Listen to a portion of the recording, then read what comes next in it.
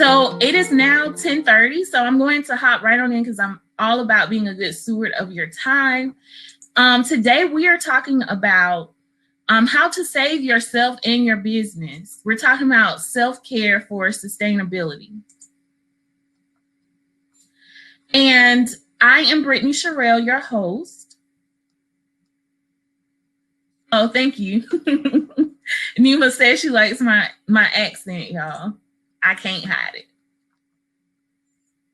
So I'm Brittany Sherell. I'm a coach, author, and speaker. And my secret sauce is that I help women launch their great ideas without fear of failure. We often have these great ideas that are nagging at us that we should be doing more in life. A lot of times we have a good job that pays well, but we're just not necessarily passionate about it, or we have another idea that we're passionate about. So I help women find fulfillment, overcome imposter syndrome, and create meaningful impact in the world through launching their great ideas.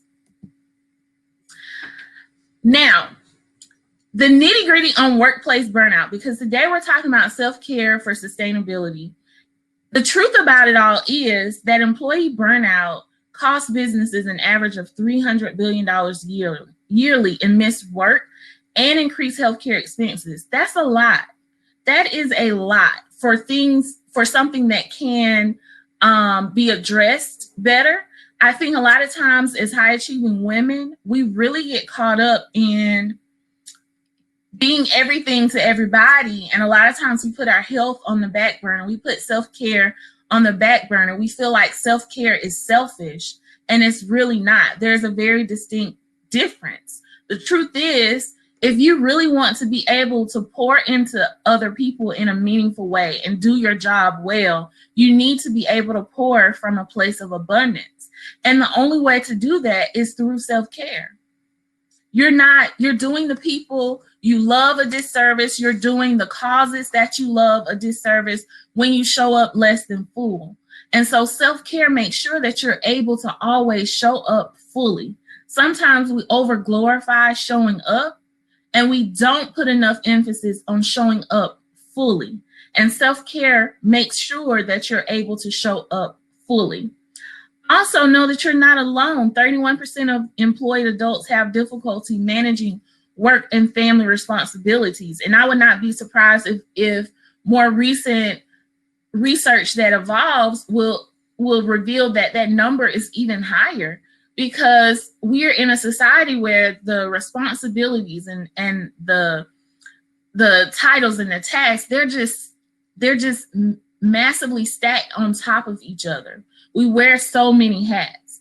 And 53% say work leaves them overtired and overwhelmed. And these are things that impact the way you show up in the world. And it also impacts how you're able to show up for your business, whether you work for yourself or you work for a company. All of these things work together to help you show up as your highest self. Burnout and addressing it is so important because your life and your business depends on it. Your company can only do as well as you're able to show up. You can be the most creative person in the world. You can have the best ideas. You can be one of the best leaders they have. But if you're wrestling with burnout and stress constantly, you're not able to give what you have to offer in the best way. You may be given bits and pieces of what you can offer, but you're not full. You're operating from a place of lack and feeling depleted. And so in order for your business to be sustainable, in order for your value to be sustainably recognized, you have to be able to show up. And you have to be able to show up in a way where you're refreshed, in a way where you're not just trying to hold on. Because life can get so busy until we're just trying to hold on. We're just trying to make it through the day. We're just trying to get home and leave it all behind. And so if you want to live a sustainable lifestyle, because, whether you have responsibilities as a mom or a wife or a teacher outside of work or whatever your role is, it requires you to be well in order for it to be sustainable, because you can go hard as a mom, you can go really strongly as a spouse or a partner, you can be really passionate about many things in life, and you can go hard, you can go really strong for a while, but if you're not practicing self-care, you're going to burn out. And then what happens then? Who's going to care for the causes that are important to you then? Who can do it like you? No one else, because you're unique. Your business, it depends on you to be sustainable. If you're out of work because you're stressed and it has led to other healthcare issues, then the legacy you're building at work expires as well. So your life and your business depends on you practicing self-care. That's not selfish at all. So here are common signs of burnout. I'd love to know if any of these resonate with you. Like, just drop it in the comments. Oh, wow. Nima said, it took me almost a year to recover from burnout. Road to recovery was self-care 100%. That is so powerful, because burnout really hits you in a place where it really drains you and depletes you. And so it really does take a while to come back from, if you allow it, if you don't know how to recognize the signs and kind of address it before it gets too far gone. And so Sunday night blues, that's when, typically most businesses run Monday through Friday. Sunday night blues is that night before it's time for you to go back to work. So usually Sunday night, when you know you got to go to work on Monday. Those are Sunday night blues, when you start experiencing anxiety and restlessness, just thinking about the fact that it's time for you to go back to work.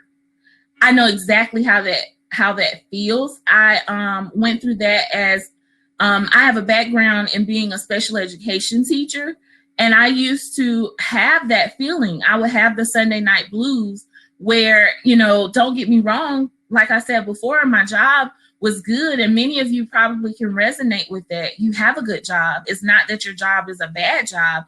It just comes with a lot of responsibilities that over time will wear on you if you do not prioritize self-care.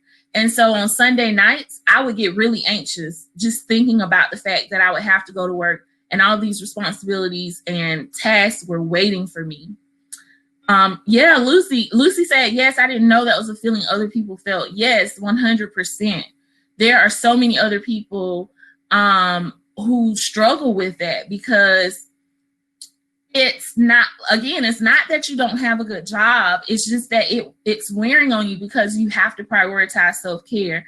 And sometimes we get so caught up in doing the work because the work doesn't seem necessarily hard in the moment, but over time, that is constantly pulling from you, and you have to be pouring in.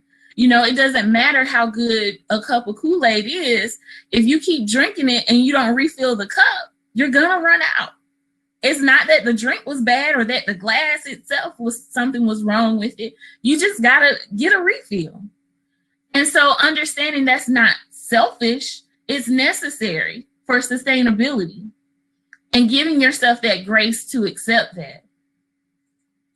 And then, feeling depleted afterward, feeling frustrated and unfulfilled, feeling overwhelmed for an extended amount of time, and then even resentment towards your job. And I think that's something a lot of people experience and just don't speak on, or maybe they don't know how to articulate it. But you start to actually resent your job. You start to have all of these negative thoughts about your job and how it's not even really worth it. And the truth is, you're just burnt out.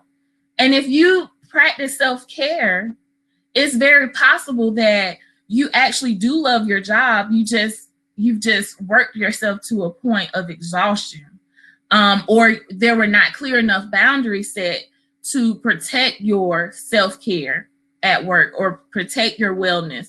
And so those are different things to keep in mind as well. So here are 5 practical ways to work in self-care, because a lot of times we tell ourselves we're too busy. you're not really too busy. We make time for what's really important to us. Oh, Sarah said, I felt like I was running in circles, not performing my best, not getting clear feedback or knowing how to ask for it, and not having results to show for all of my effort. That is, I so appreciate your transparency with that, because you explain that to a T. You know, you do feel like you're running in circles and not performing at your best, because you're not. You're pouring from a place of depletion. So it's true, you know, and so you have to know how to communicate that value unapologetically to whomever needs to know. I need a self-care day to restore myself, you know, because companies would much rather you take a day proactively for self-care than having to take much more extended time off reactively to health issues that arise due to being burnout. And sometimes that requires some tough conversations, you know, with communicating the value of you being able to show up fully and how you're saving money. Honestly, you're helping the bottom line by making sure you're performing from a space of wellness.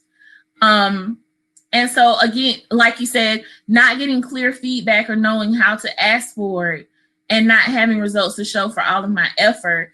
And the truth is, when you get to a point of burnout, sometimes we switch to busy mode and it's not necessarily productive. And so like we just get in that zone of doing, and it's not necessarily productive because we're not well, we're not whole. And so also, like I said before, setting boundaries is super important. Letting people know on your team as well what boundaries you need, or what things do you need in place to help you in work. Do you need to schedule in certain times for breaks? Do you need to, even as a team, incorporate certain things that you do as a team and encourage each other to make sure they implement throughout the day? And absolutely, Nicole said, one may still love the job but need more self-care. That is so true. It doesn't matter how passionate you are about your job. Passion takes energy.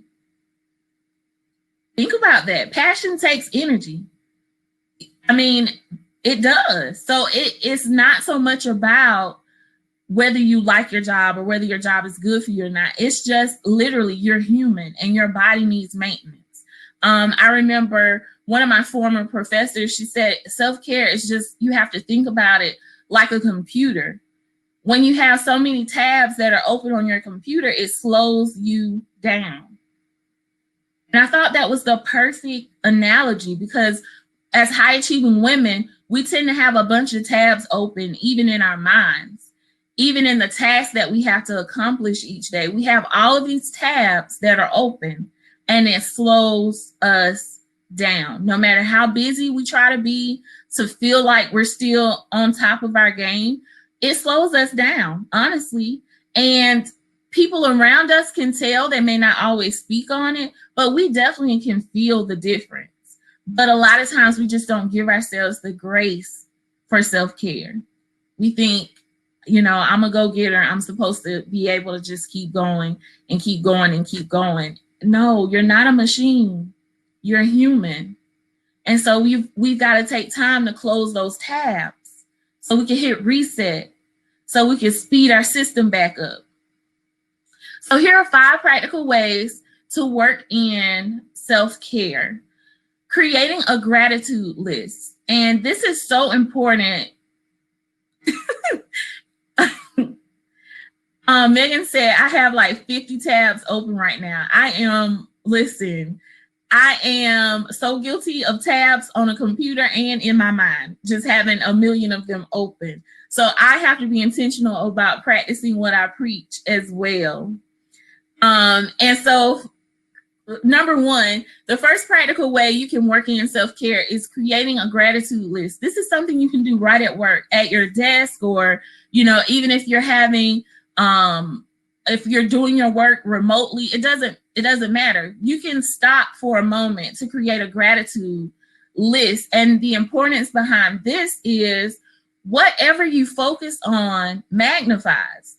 So if you're sitting at work and you get to a point where you're like, and honestly, I feel like this is something you should build into your schedule, where you just pause to map out a gratitude list, because